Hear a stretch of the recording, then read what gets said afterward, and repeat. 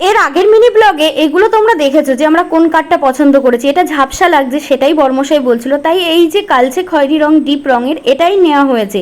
এর আগের মিনি ব্লগে এগুলো তোমরা দেখেছো, তাও আর একবার মনে করার জন্য তোমাদেরকে এই ভিডিওটা একটু একটু করে শেয়ার করেছি। আর এই যে আমি আর আর পাশে হচ্ছে আমার বর্মশাই। তো এটা হচ্ছে ফাদার্স ডের আগের দিনের ভিডিও।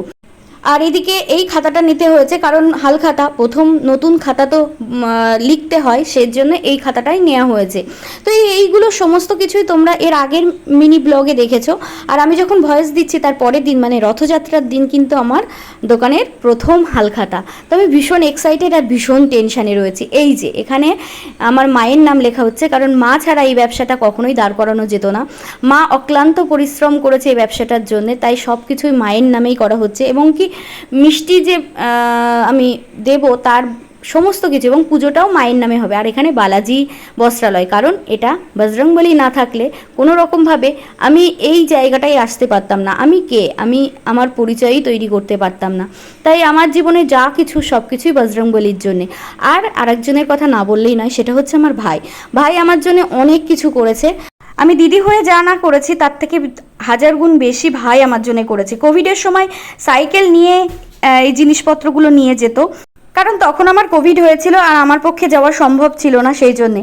আর এটা দেখো রথযাত্রার দিন প্রথম হালখাতা, আর সেটাও শুক্রবার। আমার লাইফে সব কিছুই শুক্রবার।